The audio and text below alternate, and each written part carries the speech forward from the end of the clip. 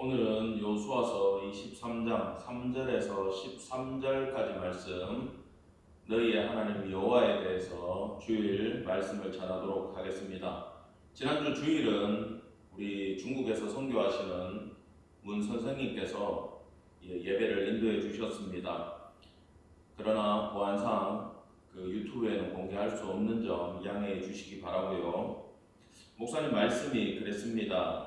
선교지의 삶이 내 뜻대로 이루어내는 것이 아니라 어느 지역에서 어떻게 사역하며 그 지역을 옮기는 모든 과정까지 하나님의 뜻 안에서 하나님의 인도하심 가운데 있었다라고 지난주에 말씀을 해 주셨습니다. 그래서 그 삶은 스스로 이루어내는 것이 아닌 본인의 능력이 아닌 하나님께서 이루어내실 때까지 버티는 싸움이라고 말씀을 주셨습니다. 저도 그 설교를 들으면서 목회도 동일하다는 생각을 했습니다. 목회를 하며 사역을 하는 이유가 많이 있겠지만 하나님께서 저를 목회자로 세우셨다라는 그 소명과 저에게 이 교회와 양떼를 맡기셨다라는 사명으로 이 사역을 해나간다라고 말씀을 드릴 수가 있습니다. 결국 부르신 것과 맡기신 것에 대한 저의 응답인 거죠. 저 역시 이것이 실력이나 능력이 아니라 하나님이 역사해 주시며 주님이 그 뜻을 이루실 때까지 버티는 일이라고 생각을 합니다. 예전에 다른 목사님들하고 이야기를 많이 나눈 적이 있습니다. 왜 힘들게 이 길을 가느냐에 대해서 많이 이야기를 나눈 적이 있어요. 모두 다 힘든 시간을 보내며 이 목회의 길을 가며 그렇게들 얘기하죠. 속칭 선배님들 말씀에 눈물 젖은 빵을 먹어봤느냐라고 이야기를 합니다. 그 눈물 젖은 빵이란 게 뭐냐? 우리의 힘과 능력으로 행할 것 같지만 그 모든 것이 이루어지지 않고 오직 하나님의 은혜를 구하며 버티는 삶을 표현했던 것 같습니다. 그래서 이 기다리는 싸움 가운데 저는 그렇습니다. 하나님께 받은 이 말씀, 주님께서 알려주신 이 말씀, 전해야 되는 이 말씀을 전하지 않고는 견딜 수가 없기 때문에 목회를 한다라고 말씀을 드릴 수가 있습니다. 그래서 저에게 있어서 가장 중요한 사명은 무엇이냐? 하나님께 받은 말씀을 전하는 것이라 할 수 있어요. 사랑하는 성도 여러분, 이 받은 사명만큼이나 목회자들이 인생을 걸고 선교사들이 인생을 걸고 나가는 이 사명만큼이나 중요한 것이 뭐냐 하면은 바로 유언이라고 하는 것입니다. 내가 살았을 때는 사명이고요. 내가 죽을 때는 그 내용이 유언이 되는 것이라는 거죠. 오늘 여호수아가 이제 23장, 24장이면 마무리가 됩니다. 이 두 장의 내용 역시 여호수아의 마지막 말과 유언으로 결론이 난다라는 거죠. 그 내용은 모세의 신명기의 마지막과 동일하게 너희의 하나님 여호와라는 오늘 말씀의 제목과 같은 주제를 가지고 있습니다. 지금까지는 모세의 하나님이었고 여호수아의 하나님이었어요. 근데 이 두 지도자가 이제 나이가 많아 늙어서 죽게 되면 그의 인생의 본질을 담고 있는 그 유언이라고 하는 것이 뭐냐? 바로 지금까지 나의 하나님, 모세의 하나님이 여호수아의 하나님이 됐고 그 여호수아의 하나님이 이제는 이스라엘 백성, 여기 모여있는 성도들 너희의 하나님이 되어야 된다라고 말씀을 주고 있는 것입니다. 여러분, 유언은 한 사람이 그 인생을 통틀어 설명해 줄 수 있는 본질이라고 할 수 있습니다. 학자들은요, 자기가 지금까지 연구해온 그 결과를 남기는 것이 그들에겐 유언이고요. 우리가 TV나 드라마에서 많이 보는 큰 대기업을 경영하는 그런 회장님들은 돌아가실 때 자식들에게 혹은 자격이 있는 자에게 무엇을 줍니까? 자기가 지금까지 해온 그 기업을 나눠주는 거죠. 큰아들 너에게는 나의 자동차 회사를 주겠다. 막내 아들에게는 호텔을 주겠다. 그게 뭡니까? 지금까지 그 회장이 붙들고 살았던 삶의 목적이자 본질이라는 거예요. 그것이 바로 유언으로 드러난다라는 것입니다. 모세와 여호수아는 동일하게 그 주어가 너희의 하나님 여호와였어요. 사랑하는 성도 여러분, 오늘 여러분들은 나의 하나님이라는 고백이 있습니까? 이것이 왜 중요하냐 하면 나의 하나님이란 고백이 없으면 여러분 하나님을 알지 못한다라는 거죠. 그래서 저는 오늘 이 말씀을 통해서 성도님들이 나의 하나님에 대한 고백을 확실히 갖게 되기를 간절히 축원합니다. 오늘 본문의 여호수아는 23장 3절에서 5절까지 이런 말씀을 주고 있어요. 과거에 하나님이 지금까지 이끌어 오셨다. 4절에서 그 하나님이 지금 너희들에게 기업을 분배해서 너희의 기업이 너희의 분깃이 되게 하셨다.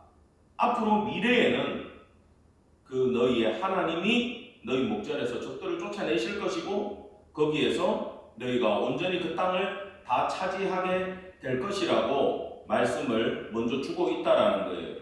여러분 이게 무슨 내용인가 하면요. 먼저 우리가 오늘 불렀던 찬양 가운데도 나오지 않습니까? 전에도 계셨고 이제도 계시며 장차 오실 예수 그리스도에 대해서 우리는 찬양을 불렀어요. 그 이야기가 뭡니까? 하나님은 영원하신 분이라는 거예요.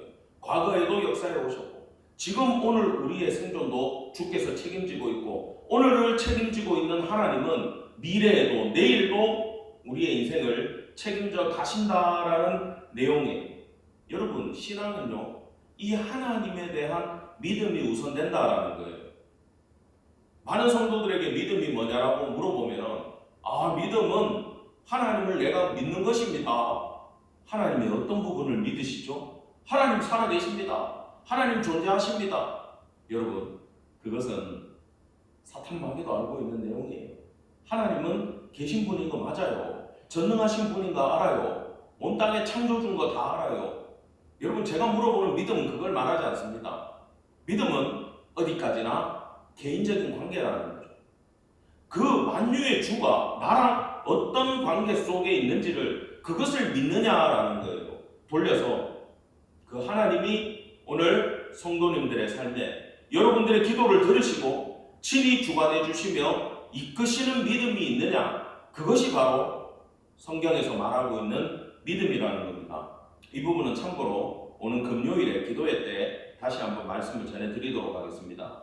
그래서 이 믿음이 전제가 되어 있는 사람들은 어떤 삶을 살아야 되느냐, 따라합시다. 하나님의 말씀이 중심이 되어야 한다라는 거죠. 하나님의 말씀이 중심이 되어야 된다는 거예요. 6절에 이렇게 얘기합니다. 그러므로 너희는 크게 힘써 모세의 율법책에 기록된 것을 다 지켜 행하라. 그것을 떠나 우로나 좌로나 치우치지 말라. 단순하게 보면요, 이 본문은 이걸 설명하는 거예요. 하나님의 율법, 하나님의 말씀이라고 통칭하겠습니다. 하나님이 주신, 여기 보면은 모세의 율법책에 기록된 것이라고 하는데 모세오경을 말하는 거죠. 단순하게 그 지켜야 되는 십계명만을 뜻하고 있지 않습니다. 그 모세오경이 주는 모든 하나님의 말씀의 참 뜻과 취지에 대해서 알아야 된다는 거예요. 그것이 무엇이냐? 그 말씀대로 행하면 좌로나 우로나 흔들리지 않는다는 거예요.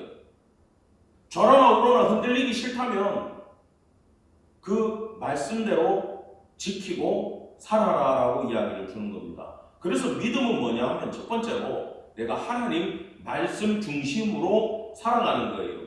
이 본문을 풀이하면 이렇습니다. 첫 번째, 하나님의 말씀을 다 지켜 행하라고 합니다. 여러분 하나님의 말씀 다 지켜 행하고 싶죠? 근데 어려운 이유가 있어요. 왜냐하면 우리는 다들 목적을 가지고 접근을 하거든요. 내 목적을 이루기 위해서 접근을 한다. 그것까지 제가 나쁘다라고 얘기는 못하겠습니다. 여러분의 기도 제목이니까요. 근데 그 기도 제목을 가지고 하나님 앞에 기도를 하면서 하나님 믿습니다. 전에도 내 삶을 이끌어 주셨고 지금도 이끌고 계시며 앞으로도 이끄심을 저는 믿습니다. 하나님 저에게 이런 문제가 있습니다. 그렇게 기도를 하신다는 것을 알고 있어요. 그런데 문제는 뭐냐? 손을 놔버리게 되는 거죠. 왜냐하면 내가 말씀대로 살았고 말씀대로 기도했고 어쩌면 하나님께 응답도 받았는데 이것이 삶 속에서 1년이 지나고 2년이 지나고 5년이 지나도 결과가 보이지 않을 때 우리는 낙심해서 더 이상 하나님께 이런 기도를 올리지도 않고 하나님이 내 삶의 역사의 주심도 믿지 않게 된다는 겁니다. 여러분, 이건 비단 일반 성도들에게만 해당되는 문제가 아니에요. 제가 선교지에 있을 때 큰 고민이 하나 생겼어요. 가족들과의 문제예요. 그 문제를 가지고 제가 선배 선교사님을 만났습니다. 선배님, 저는 하나님의 부르심에 응답해서 이 땅에 와서 이런 삶을 살아가며 어려운 가운데 처해져 있고, 제가 한국에 계신 부모님을 돌보지 못하는 부분에 대해서 굉장히 미안한 마음을 가지고 있습니다. 그런데 그것을 가족들이 몰라주는 것 같습니다. 그러니까 그 선배님이 이렇게 얘기해요. 나도 동일한 문제로 기도를 했어.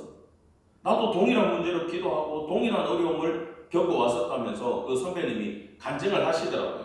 그 간증의 내용은 이렇습니다. 그분은 심지어 장남이에요. 믿지 않는 가정의 장남이고 그의 동생들조차도 하나님을 제대로 믿는 분들이 없었대요. 그런데 이분은 목사가 되고 사역을 감당하다가 하나님의 부르심에 선교지를 다니면서 목회를 하는 그런 선교사가 됐다는 거예요. 그렇게 지내다 보니까 명절 때는 한국에 간다라는 걸 상상할 수도 없죠. 여러분, 선교사들이 명절에 한국에 와서 지낸다 그러면은 굉장히 있으신 분들입니다. 대부분의 선교사님들은 명절에는 설과 추석에는 한국에 들어오기가 힘들어요. 왜 그럴 것 같아요? 그렇죠. 비행기 값이 비싸기 때문이에요. 그 경제력으로 힘들기 때문에 못 오신다는 거예요. 자, 그런 상황 속에 있으니까 부모님을 제대로 돌볼 수가 없었다라는 겁니다. 그러면 한두 해는 동생들이 형이 없으니까 우리가 하자. 그렇게 돈을 모아가지고 부모님 봉양도 하고 또 부모님 용돈도 챙겨드리고 명절도 지키고 하는데, 이 동생들이 경제적으로 힘들어지면요, 형을 원망하게 되더라는 거예요. 여러분, 긴 병에 효자 없다 그러죠. 어려워요. 동생들이 힘든 거 알아요. 형도 마음이 너무 무겁습니다. 그런데 방법이 없는 거예요. 어떻게 부모를 모실 수 있는 능력이 본인한테 없다라는 걸 알고 그분은 무릎 꿇고 기도하기 시작했어요. 1년을 기도하고 2년을 기도하고 5년을 기도해도 부모님한테 미안한 삶은 여전하고 도와드릴 수 있는 능력은 안 되고 형제들에게는, 동생들에게는 여전히 미움과 원망을 듣고 있었다라는 겁니다. 여러분, 그때 그 선교사님도 그 기도하기가 굉장히 힘드셨다라는 거예요. 왜? 결과가 눈에 보이지 않기 때문에 그렇다라는 겁니다. 여러분, 그렇다고 우리가 기도를 하면서 이것이 꼭 도깨비 방망이 있냐? 내가 믿는 그 하나님께 기도만 하면 하나님이 무조건 역사해 주실 거냐? 금 나와라 뚝딱 하면 생기는 그것을 말하고 있는 게 아니에요.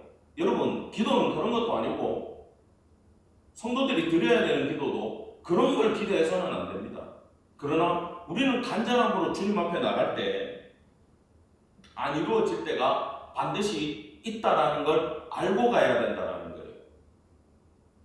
두 번째로 이 말씀대로 지켜 행하기 힘든 것은, 여러분, 상황이 그렇게 평안하지를 않아요.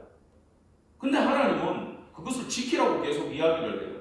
저는 이 여호수아서나 이 율법을 지키라고 하는 이야기를 보면 제일 떠오르는 사람이 바로 모세입니다. 위대한 민족의 지도자로 그는 지금도 유대인들에게 가장 훌륭한 지도자가 누구냐? 그러면은 모세를 첫 번째로 꼽는다 그래요. 그는 출애굽을 이루어냈지 않습니까? 그런데 모세 입장에서 한번 생각을 해보세요. 그는 애굽에서 왕자로 자랐어요.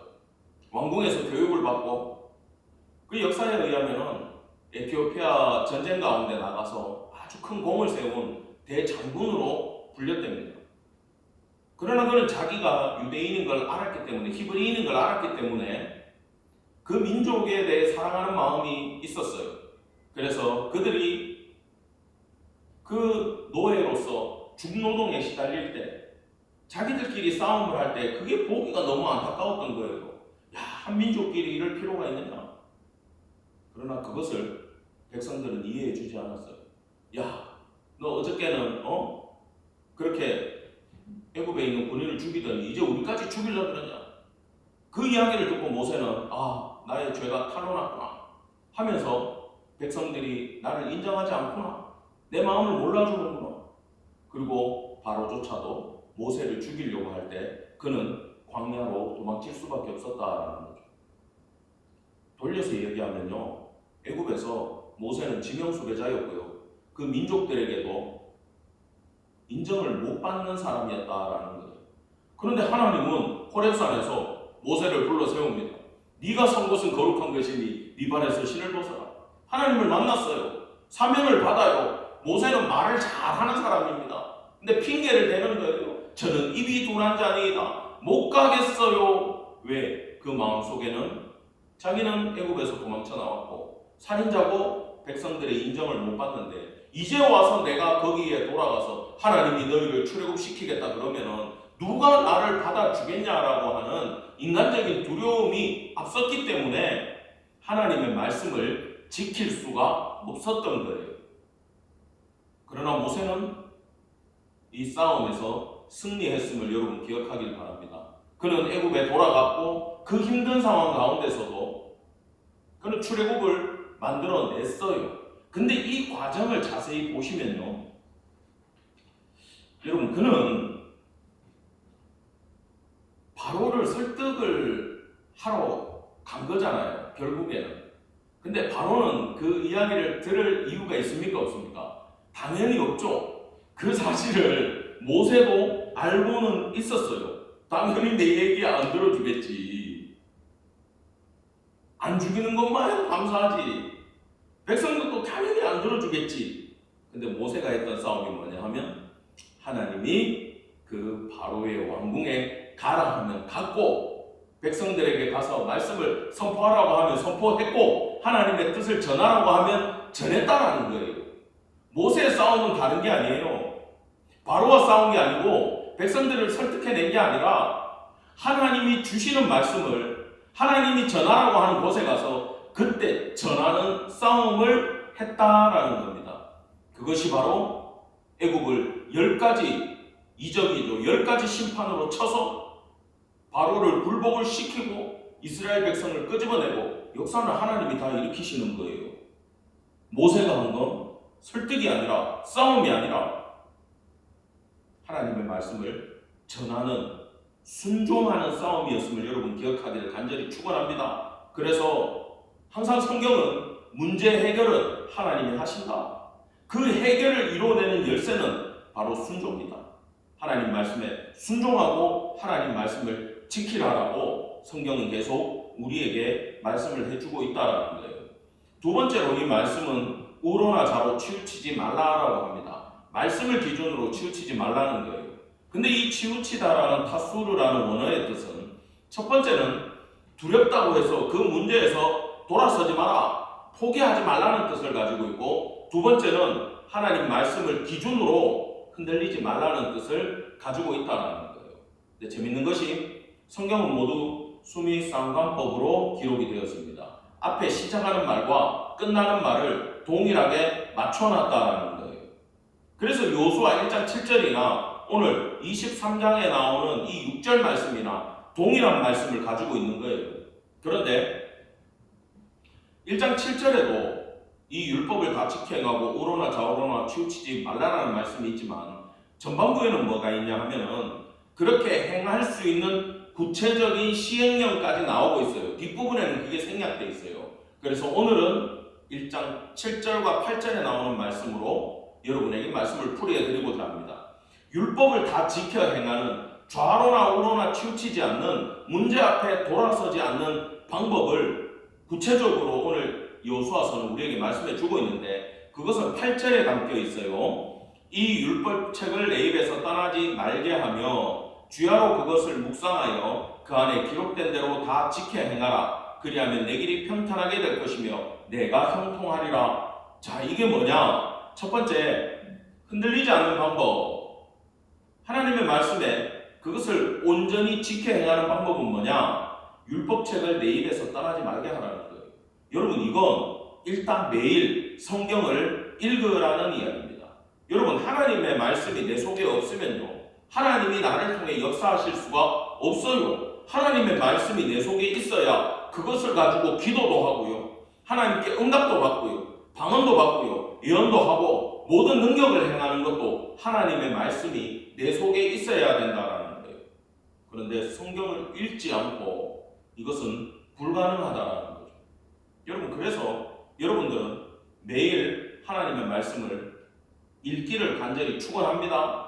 자, 그것을 읽는 많은 방법들이 있어요. 성경책을 가지고 있고, 여러분 요즘 핸드폰에 어플이 많이 있습니다. 저도 지금 어플을 깔아가지고 보고 있는데, 저는 어떤 어플을 보고 있냐면은 갓피플 성경, 광고는 아닙니다만 그걸 통해 가지고 성경을 보고 있어요.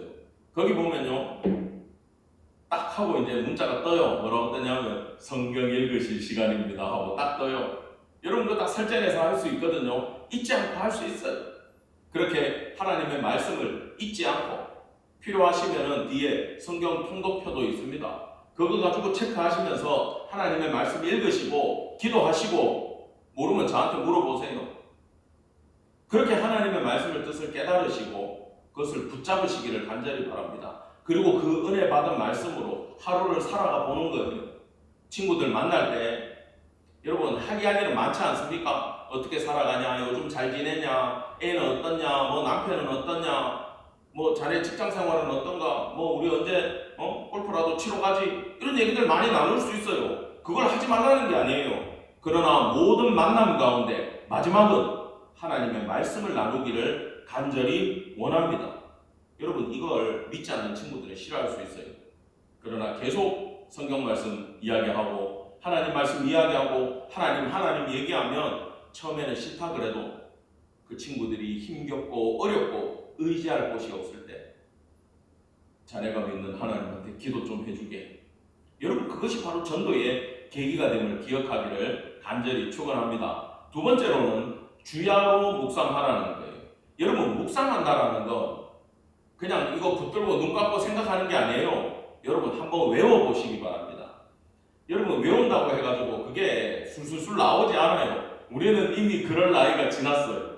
그럼에도 불구하고 하나님의 말씀을 우리가 외우려고 노력을 하고 이것을 간직하려고 붙들려고 하다 보면은 이게 나오게 돼 있거든요. 언제 나오냐 하면은 여러분 대적할 때 제일 먼저 나와요. 악한 영을 대적하고 대적 기도를 해야 되고, 내 속에 두려움이 몰려올 때 하나님의 말씀으로 두려워하지 말라, 놀라지 말라. 여러분 그런 말씀이 내 속에서 탁 떠오르면서 그 말씀이 역사를 해주는 거예요. 중보기도 해줄 때도, 힘겨워가지고 사업이 부도나고 어려운 가운데 있는 친구한테도 시편 37편 말씀 전하면서 하나님이 사람의 길을 정하시고 왜 기뻐하시느냐, 하나님이 그 길을 이끌고 계시며 그가 넘어지나 완전히 엎드려지지 않으면 여호와께서 그의 손으로 붙드십니다. 이런 말씀을 탁 전해줄 수 있는 거예요. 그러면 그 말씀 받은 친구는 그거 붙들고 또 힘을 얻어서 나갈 수 있는 겁니다. 성령께서 우리가 외운 말씀을 통해 역사하실 수 있는 거예요. 여러분, 학생들 앉아있는데 영어 공부를 한다고 하면서 어학을 한다고 하면서 단어를 안 외우고 회화로 가는 친구가 있을까요? 여러분, 단어를 모르면요 내가 문법을 알아도 회화를 할 수가 없어요. 당연한 얘기 아닙니까? 성경을 우리가 외우지 않고 내 머릿속에 내 마음속에 안 들어있으면요 그것을 쓸 수가 없다라는 겁니다. 그래서 여러분들은 능력이 닿는 대로 하나님의 말씀을 외우기를 간절히 축원합니다. 세 번째로 기록된 대로 지켜 행하라는 거예요. 여러분, 지키고 행한다는 거, 묵묵히 행한다는 거 힘들어요. 또 우리는 행한다는 게 뭔지 구체적으로 알지를 못해요. 마태복음 19장에 나오는 이 부자 청년을 누가복음 18장에서는 부자 간원이라고 얘기를 해요. 그가 영생의 방법에 대해 물어보았을 때 선한 선생님이여, 내가 영생을 얻고 싶습니다. 예수님 그러죠. 하나님 계명을 지켜라. 선한 분은 하나님밖에 없다. 그 친구는 이렇게 얘기해요. 그 계명은 어려서부터 제가 다 지켰습니다. 근데 예수님이 문득 이런 말씀을 주십니다. 내가 아직도 한 가지 부족한 것이 있으니 내게 있는 것을 다 팔아 가난한 자들에게 나눠주라. 그리고 너는 나를 따르라. 이렇게 얘기했어요. 실제로 예수님은 이 청년을 기뻐하셨어요. 이런 마음을 가지고 있는 사람들이 드물거든요. 그리고 예수님에 대한 호칭도 남달랐지 않습니까? 그런데 그는 마태복음에 의하면 근심하며 돌아갔다는 거예요. 왜 그랬을까요? 여러분, 이 뜻은, 그가 되돌아간 것은 사실 그는 어려서부터 하나님의 계명을 지켰습니다라고 얘기했지만, 네가 진정 하나님을 믿고 그 하나님이 너의 참된 하나님 되시고 네가 그의 자녀라면은, 네가 그 율법을 다 이해를 했다면 너는 너의 재물을 사랑하는 것이 아니라 하나님을 더 사랑해야 된다. 그것을 증명할 수 있어야 된다. 네 재산 한번 다 팔아가지고 나눠주고 너 나 한번 쫓아봐라. 내가 영생의 길을 알려줄게. 근데 그 친구 못했잖아요. 하나님 말씀 지키는 것보다. 겉으로는 다 지켰지만 내면적으로 지키지 못했다. 물질을 더 사랑했다는 게 바로 그가 돌아간 것으로, 근심한 것으로 증명이 됐다라는 거예요. 저는 여러분 반대로 이 말씀에 순종한 목사님을 알고 있습니다. 제가 산동 지역에서 사역을 할 때 합동측 선교사님을 만났어요. 이 선교사님은 대단한 분입니다. 그 선교 나오기 전에 자기의 집을 팔아가지고 이 말씀대로 가난한 자들에게 나눠주고 이분은 중국으로 선교를 들어왔어요. 아들만 셋이에요. 그런데 어느 날 선교비가 끊어져가지고 근심을 가지고 교회에 기도하러 오셨어요. 전도사님, 그때 제가 전도사였습니다. 제가 선교비가 끊어져서 이제 갈 집이 없습니다. 같이 기도 좀 해주세요. 그때 저는 신앙이 없었기 때문에, 아니 지금 그 나이 되도록 뭐 하셨어요? 이런 얘기가 하고 싶어요. 근데 그때 그분이 이렇게 얘기하는 거예요. 저는 제 집을 팔아서 나눠주고 왔습니다. 깜짝 놀랐어요. 아니 하나님, 이 말씀대로 행했는데 왜 이 선교사님한테 이렇게 어려운 일을, 절망을 보여주십니까? 적어도 이분한테는 그렇게 하시면 안 되잖아요 라는 생각과, 순진했어, 어리석었어 라는 인간적인 생각이 저한테 다 들어왔었어요. 지금 생각하면 전 하나님에 대해서 1도 알지 못했던 시절이라는 거예요. 여러분 이렇듯, 물론 결과부터 말씀드리면 하나님께서 그 선교사님의 인생을 잘 이끌고 가셨습니다. 예. 그런데 당장 눈에 보이는 것은, 나는 내 재산을 팔아가지고 가난한 자들에게 나눠주고 주님을 쫓아가고 있는데 주님은 내한테 아무것도 안 해주시는 것처럼 보일 때가 있다라는 거예요. 여러분, 출애굽기 14장으로 한번 가보면은 기껏 그렇게 모세를 통해 가지고 출애굽시켜서 와 신난다 그러고 만 백성들이 다 자기 주인한테 재물, 우리 지금까지 일한 거 주세요. 또 하나님의 마음을 움직이시니까 많은 거 챙겨줘요. 짐승들 이끌고 자식들 이끌고 텐트 지고 밥솥 지고 출발을 했습니다. 근데 하나님은 그들의 길을 싹 꺾으셔서 홍해 광야길로 비아이론 맞은편에 가가지고 장막을 치라고 얘기를 하는 거예요. 여러분 아는 사람은 알겠지만 그쪽으로 가면 막다른 길인데 주님 싶었을 거예요. 근데 모세는 뭐다? 무조건 하나님 말씀에 순종한다. 그곳에 장막을 쳤습니다. 다 보내놓고 나니까 바로가 너무 열이 받는 거예요. 아니 이놈들이 그러고 보니까 다 떠났네. 특수부대 준비시켜 잡으러 가자. 잡으러 간 거예요. 이스라엘 백성 입장에서 생각했을 때 앞은 홍해에 막혀있고 옆은 암벽산이 있고 뒤에는 바로가 쫓아오고, 야 꼼짝없이 여기가 우리 무덤이 되겠구나. 그때부터 하나님과 모세를 원망하기 시작했지 않습니까? 여러분 순종해가지고 출애굽까지 해갖고 나왔는데 절망적이게도 앞에는 죽음의 바다가 기다리고 있었다. 그러나 하나님은 모세를 통해서 뭐하고 있냐라는 거죠.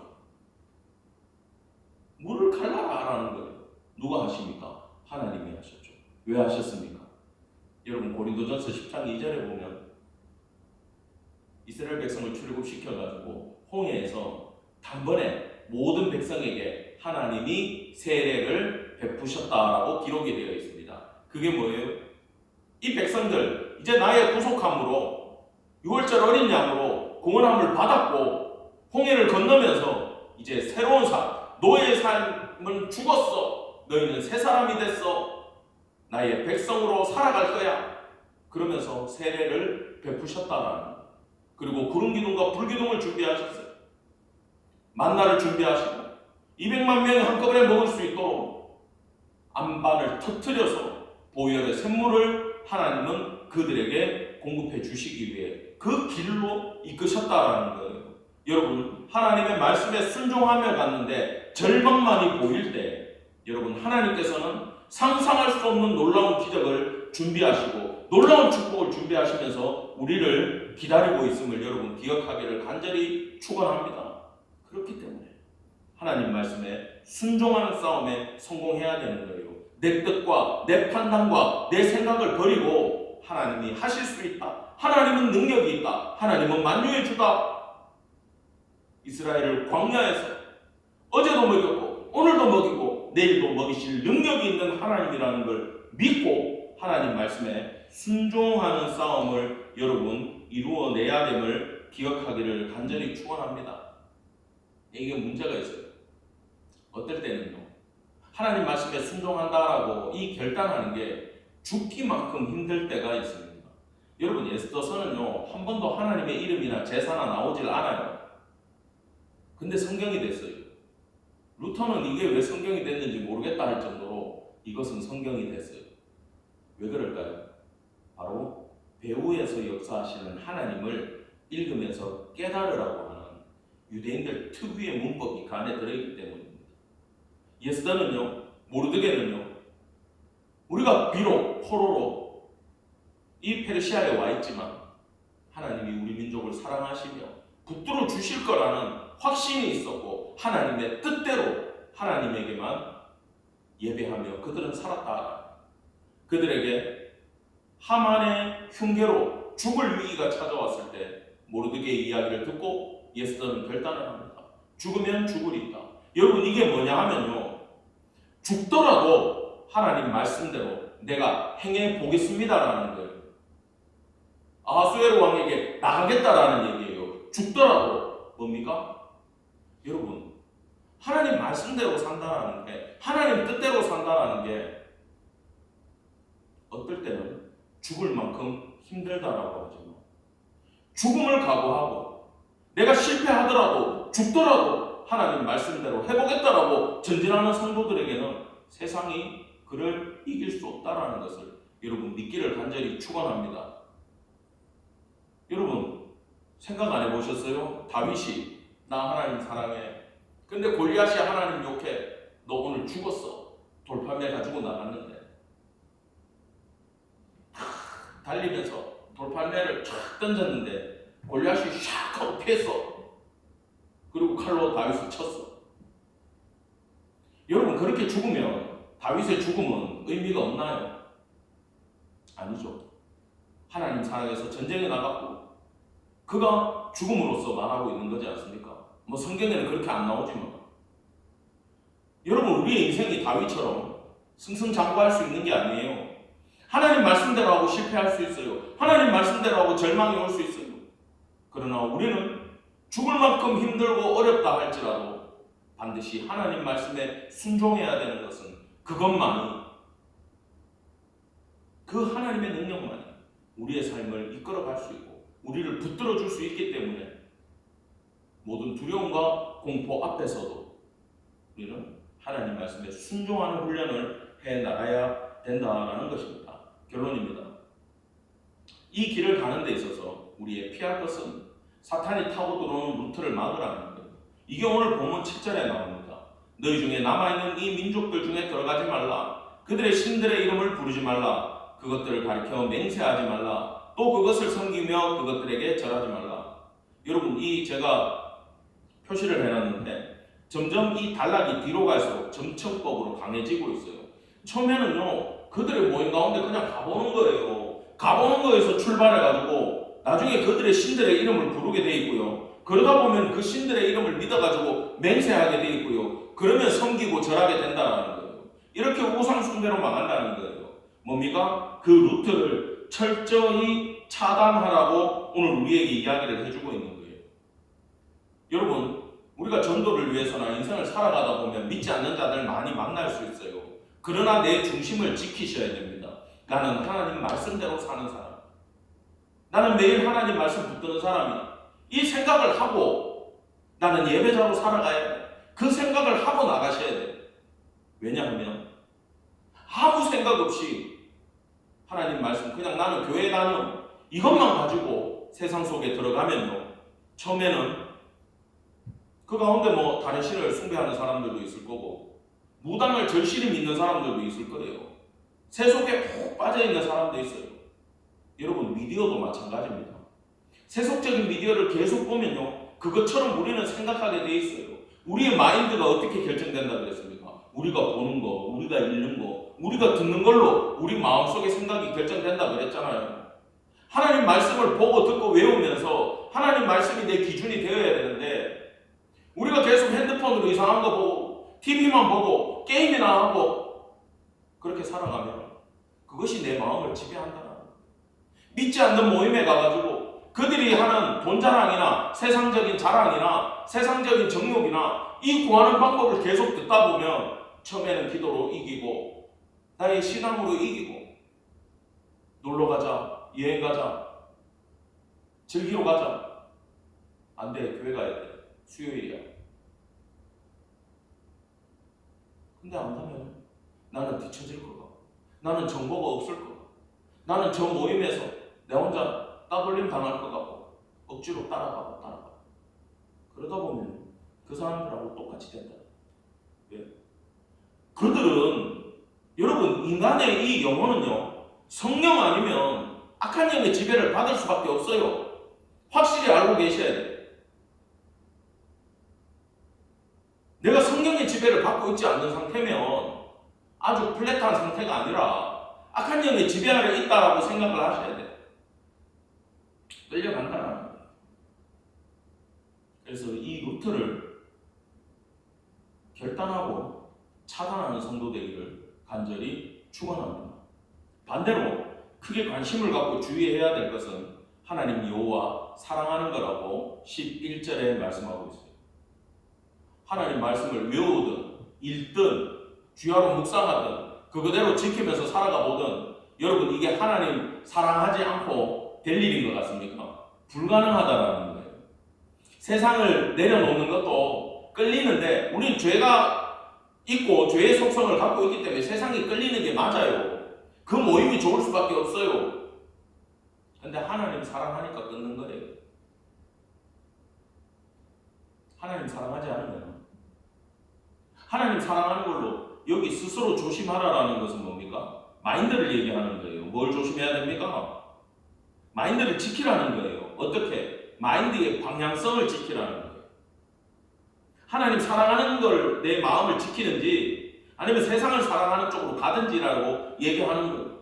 이것을 이쪽으로 돌리고 하나님 사랑하는 마인드를 지키기 위해서 조심하라는 거예요. 여러분 이걸 놓쳐버리면 아무것도 할 수가 없어요. 내가 내 자식을 사랑할 수 있습니다. 그런데 내가 내 자녀를 사랑하는 방법을요. 하나님을 사랑하라고 성경은 얘기를 해요. 너희는 먼저 그의 나라와 그의 의를 구하라고 이야기를 해요. 그리하면 이 모든 것을 너희에게 더하시리라. 여러분 자식을 사랑하면 하나님 먼저 사랑하고 먼저 기도하는 성도 되기를 간절히 축원합니다. 자식만 사랑하면 어떻게 되는지 압니까? 내 애를 공부를 시키고 싶어요. 가령 나는 좋은 학원 보내고 싶어요. 아주 특별한 스페셜한 한 과목이 뭐 엄청 비싼 과목도 있다면서요. 1타 강사. 그런데 보내가지고 명문대 보내고 싶어요. 나 왜 우리 애를 너무 사랑하니까. 그거 잘못된 거 아닙니다. 근데 능력이 안 돼요. 그래서 선택하겠죠. 내가 기도하고 말씀 보고 해야 되는 그 시간에 나와서 돈을 벌겠습니다. 돈 버는 모든 행위가 나쁘다는 게 아니에요. 하나님 사랑하고 버시면 돼요. 우선순위인 것 같지만 사랑하는 마음이 있냐 없냐를 말하는 거예요. 우선순위라고 자꾸 얘기를 하니까 그러면 저는 기도하고 일하러 가겠습니다라는 거죠.